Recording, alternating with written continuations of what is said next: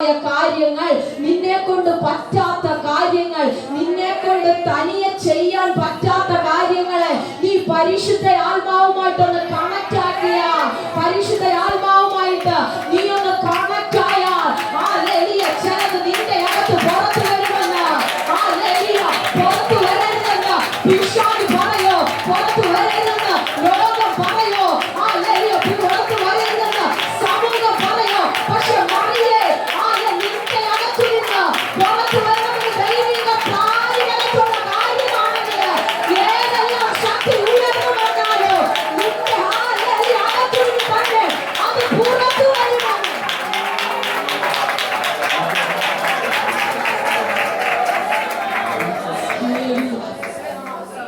ഈ സഹോദരി ഈ ദൂത് കേട്ട് കഴിഞ്ഞപ്പോ ഈ സഹോദരി പറഞ്ഞതാ, നമ്മൾ പറഞ്ഞത്, ഇതാ ഞാൻ കർത്താവിന്റെ ദാസി.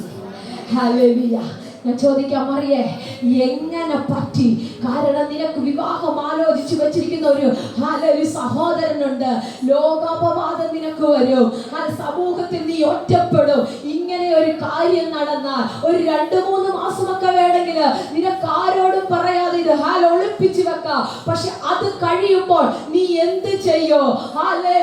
ലോകാപവാദം നോക്കാതെ, തനിക്ക് വരുന്ന പരിഹാസം നോക്കാതെ, തനിക്ക് വരുന്ന പ്രതികൂലം നോക്കാതെ, തനിക്ക് വരുന്ന ഒറ്റപ്പെടിയിൽ നോക്കാതെ തന്റെ ഉദരത്തെ ദൈവ മഹത്വത്തിന് വേണ്ടി വിട്ടുകൊടുത്തപ്പോ, ദൈവഹിതത്തിന് വേണ്ടി വിട്ടുകൊടുത്തപ്പോ കാലങ്ങൾ പറഞ്ഞു, കാലങ്ങൾ കഴിഞ്ഞപ്പോ പറഞ്ഞു, യേശുവിന്റെ അമ്മ മറിയയെന്ന്. Hallelujah, hallelujah. ആരാ? കന്യക.